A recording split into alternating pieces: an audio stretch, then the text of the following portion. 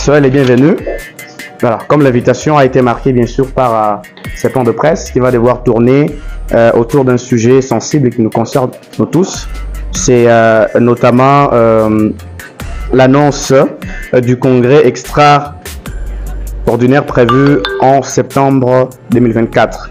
Outre ces sujets, le président provincial de l'UNPC, Académie, va devoir bien sûr passer en revue en ce qui concerne le développement et la bonne gouvernance de la province du Tanganyika. Et donc, il va devoir commencer par l'exposé des motifs. Après ça, nous allons passer bien sûr par une autre étape, c'est celle de poser les questions. Maintenant, je crois que l'essentiel a été... Merci beaucoup, Georges Augustin Dupont, pour cette occasion, parce que c'est une bonne occasion d'échanger avec nos confrères. Il s'agit bien d'un point de presse de la presse, et c'est organisé par la presse, pour la presse.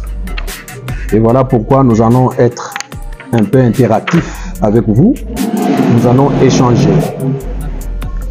Le point le plus principal, c'est le congrès extraordinaire de l'Union nationale de la presse du Congo, UNPC en sigle, qui sera organisé en mi-septembre prochain.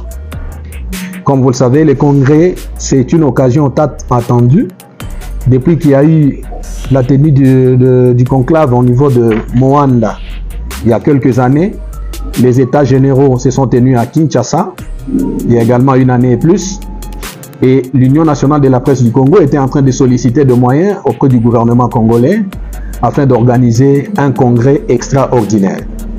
Comme vous le savez, au niveau national, l'UNPC jusque-là n'avait pas un comité officiel, étant donné que le président Chilunde était décédé, paix à son âme. Le comité est resté un comité intérimaire. Et dans cet intérim, il y a eu beaucoup de cacophonie parce qu'il y avait ceux qui s'est déclarés président intérimaire, secrétaire intérimaire, sans suivre les statuts, et les autres s'est déclaré président intérimaire sur base de leurs affinités et d'amitié avec le président décédé. Et on a évolué au niveau national comme ça, avec des comités parallèles.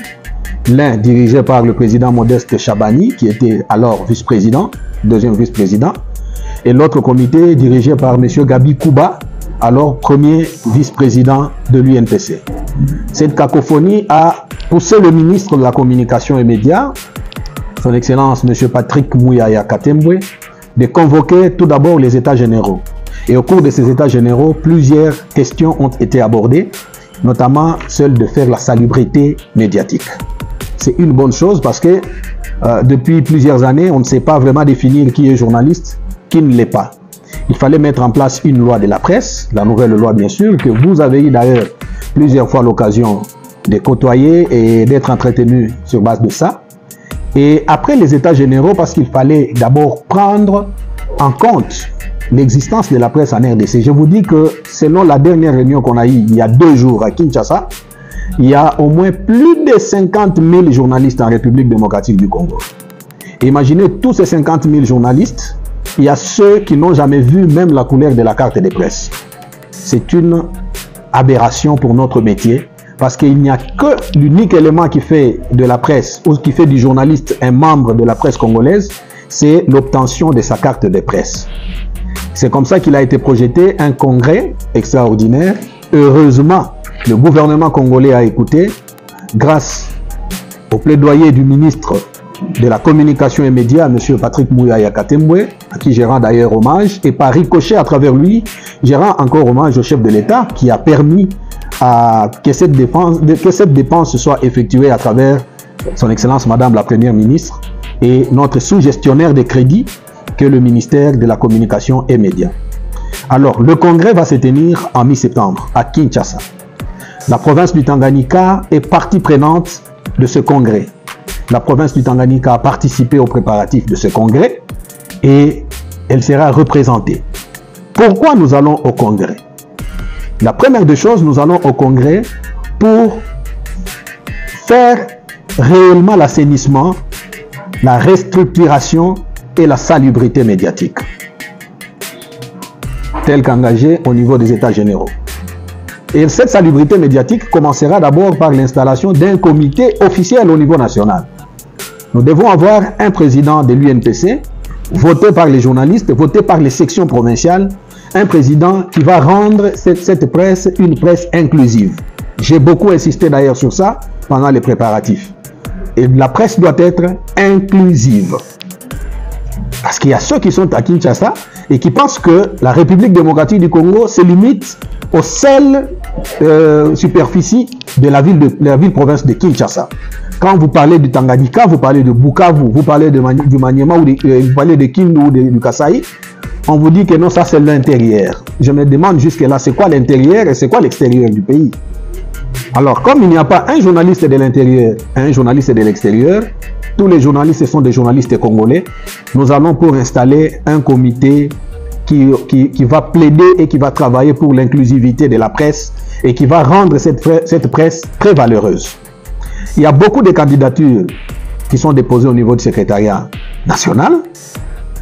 La commission qui a été mise en place, on voit déjà beaucoup de candidatures. Je ne suis pas là pour citer les noms des candidats, mais moi je pense que la voix du Tanganyika va voter ce président-là qui va incarner la valeur de la presse, qui va remettre à zéro le compteur de la dignité médiatique, parce que le journaliste congolais est l'homme le plus instruit de la République, mais même du monde. Ailleurs, on peut devenir journaliste, mais si vous regardez très bien, presque dans toutes les professions, la profession qui a beaucoup d'intellectuels, c'est notre profession. Il y a beaucoup d'exigences là-dedans. Mais malheureusement, moins de respect. Nous sommes les moins respectés. Donc, nous allons au Congrès pour aller plaider pour vous, pour nous, parce que la presse, c'est nous. Nous devons avoir un comité qui va défendre réellement l'intérêt de la presse. Je pense que nous allons quitter la ville en date du 12 septembre pour nous diriger à Kinshasa, où nous avons déjà des invitations pour participer à ce congrès. Il sera également occasion de vous fixer au cours de ce congrès des modalités d'obtention de la carte de presse. Depuis l'année 2021, le journaliste congolais n'a pas une carte officielle. On nous a autorisé de faire des tenants-lieux, mais seulement pour des gens qui envisagent aussi de déposer leur candidature. Parce que pour postuler à un poste, que ce soit au niveau du comité national, du comité directeur ou encore de commission des disciplines ou les tribunaux de pair, il faut d'abord être membre effectif de l'UNPC. Qui est membre effectif de l'UNPC? Ce n'est pas celui que l'on appelle journaliste. Est membre de l'UNPC un journaliste ayant sa carte de presse. Et donc, si vous n'avez pas une carte de presse, jusque-là, par solidarité, on vous appelle journaliste, mais légalement, vous êtes simple assimilé. Mais quand vous aurez votre carte de presse, c'est une garantie. Et voilà pourquoi nous allons discuter au niveau du Congrès les modalités d'obtention de la carte de presse. Au-delà des modalités par rapport au paiement, nous devons discuter sur la validité. Parce que, pour moi, je trouve que acheter une carte de presse à $50 pour une année seulement, non, je pense que c'est moins par rapport à la durée. Mais si on fixait un montant quelconque pour se procurer de la carte de presse et que la validité allait jusqu'à 2, 3, 4 ou 5 ans, ça pourrait quand même permettre aux journalistes congolais de se procurer de cette carte-là. Alors nous allons aller avec cette lutte au profit de tous les journalistes de la province du Tanganyika. Nous attendons de ce congrès les retombées qui sont positives. Et c'est votre voix que nous allons porter au niveau du congrès. Il est vrai que jusque-là, la subdivision au niveau de l'UNPC, il y a encore la subdivision des régions. Il y a 11 régions qui sont encore considérées depuis les États généraux. Mais heureusement que les préparatifs ont fait à ce qu'on considère directement 26 provinces. C'est déjà les découpages. Et si on était dans une église, j'allais vous demander de dire Amen. Alors, mais comme on n'est pas dans une église, je me contente de ce que vous avez dit dans votre cœur. Et donc, c'est déjà la décentralisation. Désormais, 26 provinces vont exister pour l'UNPC. Et lorsqu'on parle de 26 provinces, c'est-à-dire on voit directement la section au niveau de la province du Tanganyika. Et quand on parle de la section, je m'empresse directement à vous dire qu'après le congrès, une fois rentré à Kalemi, je vais m'organiser pour être la première province à organiser une assemblée générale élective au niveau de notre province. On va faire venir le président qui sera élu à ce congrès-là avec son secrétaire pour venir installer la section du Tanganyika. Et je vous annonce directement qu'à cette Assemblée générale élective, tous les postes sont à pourvoir. Celui qui veut postuler pour être président de la section provinciale du Tanganyika, je l'encourage à venir entrer dans la compétition juste après le congrès qui sera tenu à Kinshasa. Vous voulez être secrétaire provincial, vous voulez être trésorier, vous voulez encore être à la commission des disciplines, tous les postes sont à pourvoir. À partir de maintenant, je me considère comme assumant les affaires courantes à la tête de l'UNPC Tanganyika. Et après le congrès, un autre destin va se tracer pour la province. Je ne dis pas que je ne serai pas aussi en compétition. Je dis simplement qu'il y aura élection et tous les postes sont à pourvoir. Et donc, celui qui a l'ambition, il pourra aussi s'aligner à cette lutte pour présider à la destinée de la section provinciale du Tanganyika. S'en suivra. Après l'Assemblée générale au niveau du Tanganyika, nous allons raccompagner la délégation du niveau national et revenir organiser les assemblées générales dans chaque territoire pour installer les comités territoriaux qui seront désormais appelés les sous-sections. C'est-à-dire on aura le comité national à Kinshasa, les comités sectionnaires au niveau de la province du Tanganyika, c'est-à-dire au chef-lieu à Kalemi, et on aura des sous-sections dans chaque territoire. Et la même composition de la section provinciale, c'est la même composition qui sera bien sûr au niveau de chaque territoire. Et donc au sujet du congrès, je vais vous dire qu'on devrait nécessairement participer au moins à 5 ou 6, mais il y a eu des contraintes budgétaires qu'on venait de nous signaler lors de notre passage à Kinshasa il y a 48 heures. On nous a dit que pour des contraintes budgétaires, il y aura une représentativité en fonction du rapprochement de la capitale. C'est-à-dire ceux qui sont un peu éloignés de la capitale, c'est-à-dire qui demandent trop de moyens pour leur transport, il y aura également une diminution du nombre de participants. Mais pour des provinces qui sont très proches de Kinshasa, qui ne demandent que peut-être le moyen terrestre, là, il peut y avoir une augmentation. Et pour ça, on est d'accord parce que le budget tel qu'on a entendu est vraiment réduit et il n'est pas géré au niveau de l'UNPC. Parce que ce sont des questions que j'ai entendues par-ci par-là et c'est combien d'argent qu'on a donné. Nous ne sommes pas assujettis direct à l'État congolais pour justifier les fonds. Nous ne sommes même pas assujettis à l'IGF. C'est-à-dire notre sous-gestionnaire des crédits, c'est le ministère national de la communication et médias qui gère les fonds. L'UNPC élabore le budget, on transmet au cabinet du ministre et c'est le cabinet du ministre qui gère les dépenses. Après les dépenses, on remet les justificatifs. C'est ce qu'on nous a laissé croire.